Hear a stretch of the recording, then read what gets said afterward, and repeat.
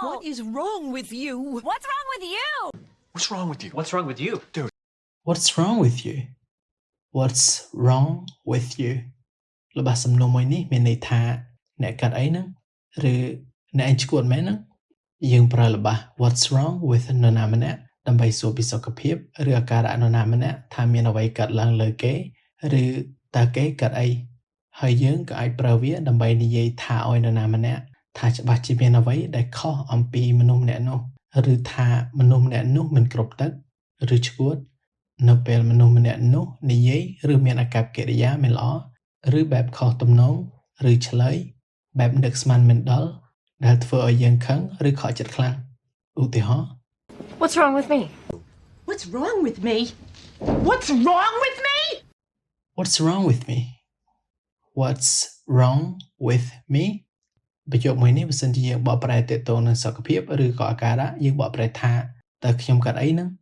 ប៉ុន្តែបើសិនទាក់ទងនឹងអាកប្បកិរិយាឬចិត្តគំនិតយើងបកប្រែថាតើខ្ញុំកាត់អីហ្នឹងមិនបានជាខ្ញុំចូលចិត្តធ្វើឬនិយាយឬមានចរិតខុសទំនងឬដូចឈួតអញ្ចឹង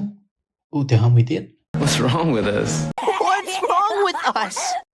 What's wrong with us? What's wrong with us? បើទាក់ទងនឹងសុខភាពឬអាការៈយើងប្រែថាតើពួកយើងកាត់អីហ្នឹងតែបើសិនទាក់ទងនឹងអាកប្បកិរិយាឬក៏ចិត្តគំនិតយើងប្រែថាតើពួកយើងកាត់អីហ្នឹងហេតុអ្វីបានជាពួកយើងចូលចិត្តធ្វើឬនិយាយឬមានចរិតខុសទំនងឬដូចឈួតអញ្ចឹងឧទាហរណ៍មួយទៀត What's wrong with him? What's wrong with him? What's wrong with him? What's wrong with him? ដូចគ្នាដែរបើទាក់ទងនឹងសុខភាពវាមានន័យថាតើគាត់កាត់អីហ្នឹងបើទាក់ទងនឹងអាកប្បកិរិយាឬចិត្តគំនិតយើងអាចបកប្រែថាតើគាត់កាត់អីហ្នឹងហេតុអីបានជាគាត់មិនគ្រប់ទឹកឬក៏ដូចឈួតអញ្ចឹងឧទាហរណ៍មួយទៀត What's wrong with her? What's wrong with her? What's wrong with her? What's wrong with her?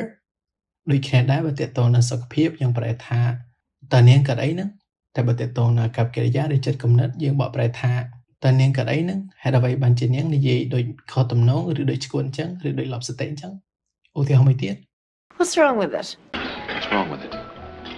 What's wrong with it? What's wrong with it?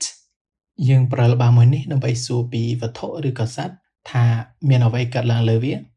ឧទាហរណ៍មួយទៀត What's wrong with them? What's wrong with them? What's wrong with them?